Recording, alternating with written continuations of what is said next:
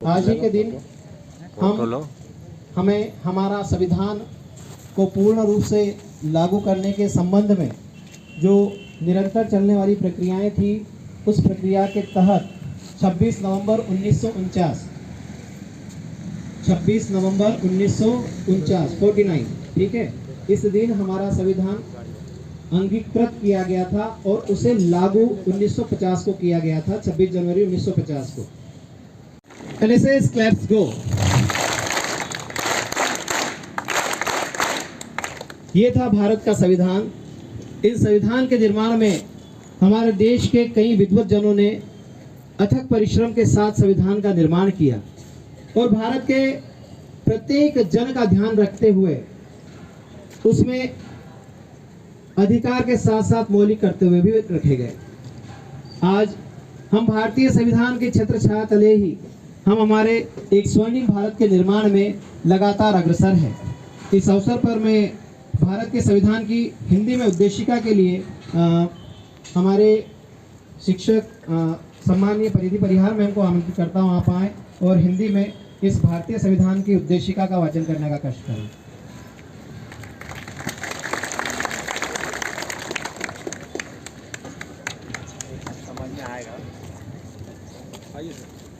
इसी बीच हमारे जनजातीय कार्य विभाग के क्षेत्र संयोजक सम्माननीय सौरभ सिंह राठौर सर भी उपस्थित हो चुके हैं।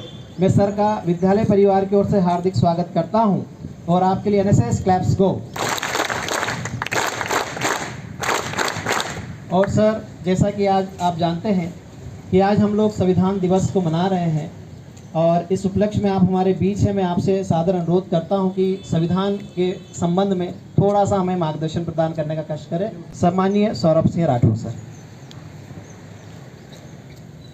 प्यारे बच्चों, प्रिंसिपल साहब और सभी हमारे व्याख्याता, आज हम सब असेंबली में थोड़ी देर के लिए ये समझने का प्रयास करेंगे कि संविधान दिवस मनाया क्यों जाता है। इसके पीछे मूल भावना ये है, भारत शासन ने 2015 में बाबा साहब अम्बेडकर के 125वें जन्म जयंती के अवसर पर संविधान दिवस मनाना सुनिश्चित किया। और आज जिस संविधान को हम अपने देश जो चल रहा है हमारा संविधान से, उसके मूल में भावना ये है कि अंग्रेज़ों ने हमेशा ही ये सोचा कि भारतीय अपने लिए कोई ऐसा नियम कानून नहीं बना सकते जिससे उनका देश ठीक से चले। उसका रीज़न ये था कि भारत एक बहुत बड़ा देश है और विविधता से भरा देश, जिसमें अनेक जाति, धर्म, संप्रदाय, बोलियां, रीति रिवाज थे। तो सबसे पहले 1926 में पंडित मोतीलाल नेहरू ने एक संविधान बनाना शुरू किया। वो वकीलों की एक कमेटी थी और इससे पहले कि वो मूर्त रूप लेता, अंग्रेज़ों के भारत से जाने का समय हो गया। 1946 के दिसंबर में संविधान सभा का गठन हुआ और उस संविधान सभा में 284 सदस्य निर्वाचित हुए पूरे भारत से। जैसे आज संसद होती है, लोकसभा और राज्यसभा होती है, वैसे ही 284 सदस्यों का निर्वाचन पूरे भारतवर्ष से हुआ और उन्होंने संविधान की रचना शुरू की। वहाँ पर जो अध्यक्ष चुने गए वो डॉक्टर राजेंद्र प्रसाद थे और बाकी पूरे भारत से प्रतिनिधित्व कर रहे थे। तो अपने अपने क्षेत्र से जो भी वहाँ पर रीति रिवाज और परंपराएं थी, उनको लेकर वो संविधान की रचना करने लगे। ये बड़ा दुष्कर कार्य था। जितना आसान दिखता है कि एक किताब है 400-500 पन्नों की, संविधान सिर्फ वो नहीं है। हमारा जो जीवनचर्या चल रही है, हमारा जो जीवन सुबह से शाम तक चलता है, वो संविधान के अंतर्गत ही चलता है। इस देश का शासन संविधान के अंतर्गत ही चलता है। जब ये संविधान को लिखने लगे तो अलग अलग देशों से अच्छी अच्छी बातें लेकर भारत के संविधान की रचना की गई, जिसमें अमेरिका के संविधान से, आयरलैंड के संविधान से, ब्रिटेन के संविधान से, भारत शासन अधिनियम 1935 के जो नियम उपनियम थे उनको लिया गया, जर्मनी के संविधान से कुछ लिया, साउथ अफ्रीका के संविधान से कुछ लिया। ऐसे करके बहुत बड़ा संविधान तैयार हुआ। अब प्रश्न ये उत्पन्न हुआ कि इतना बड़ा संविधान तैयार हो गया तो इसको हम मूर्त रूप कैसे दें जो भारत के लोगों के काम आए। तो बाबा साहब अम्बेडकर की अध्यक्षता में एक प्रारूप समिति बनी जिसके 7 सदस्य थे और उनको संविधान सौंपा गया कि आप इसका एक प्रारूप बनाइए, फाइनल ड्राफ्ट बनाइए। तो बाबा साहब अम्बेडकर ने 7 अन्य लोगों के साथ बैठकर एक सभाओं के माध्यम से, डिबेट के माध्यम से, जिसमें एक एक प्रावधान पर चर्चा की गई और वो चर्चा करके उन्होंने निकाला कि ये पार्ट इम्पोर्टेंट है, इसको रखना जरूरी है भारतवासियों के लिए, इस पार्ट को नहीं रखना है। ऐसे करके उस प्रारूप समिति ने अंतिम रूप दिया जो आज हमारे संविधान के रूप में हमारे सामने है। 26 नवंबर 1949 को ये संविधान पूरा हो गया था। तो ये संविधान प्रारूप समिति ने डॉक्टर राजेंद्र प्रसाद जो संविधान समिति के अध्यक्ष थे उनको ये सौंपा। तो इसको अंगीकार करना बोलते हैं। इस संविधान को अंगीकार किया 26 नवंबर 1949 को और उसके बाद 26 जनवरी 1950 को ये गणतंत्र के रूप में, भारत देश जो गणतंत्र है, रिपब्लिक डे हम मनाते हैं 26 जनवरी को, उस दिन ये पूरी तरह लागू हो गया। तो आज अंगीकार दिवस है। आज दिवस है कि हम बाबा साहब अम्बेडकर को, डॉक्टर राजेंद्र प्रसाद को और पूरी संविधान सभा को जो आज हमारे बीच नहीं है, उनको हम एक श्रद्धांजलि अर्पित करें और हम सब ये प्रण करें कि हम भारत शासन का जो संविधान है उसका पालन करते हुए इस देश में एक समरसता, प्रेम और सौहार्द का वातावरण पैदा करें और इस देश को विकास के रास्ते पर लेकर जाएं। आप सभी को बहुत बहुत धन्यवाद। All the best. NSS claps को बहुत बहुत धन्यवाद सर।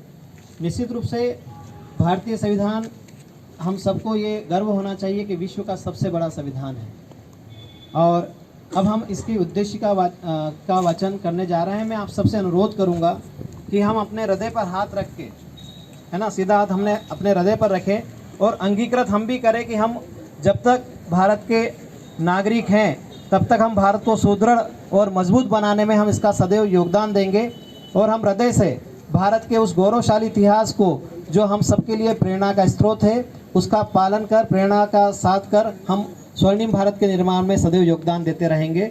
सम्मानीय परिधि परिहार मैम, हाथ रख लीजिए सर सभी। आदरणीय अतिथिगण, प्राचार्य महोदय, समस्त शिक्षक साथी एवं विद्यार्थी जी, मैं आपसे भारत के संविधान की उद्देशिका का वाचन करने की अनुमति चाहती हूँ। सभी को दोहराना।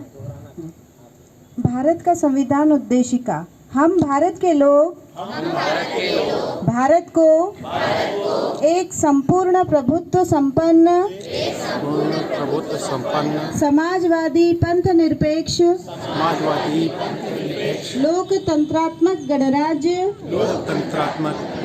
बनाने के लिए तथा उसके साथ समस्त नागरिकों को सामाजिक, आर्थिक और राजनीतिक न्याय,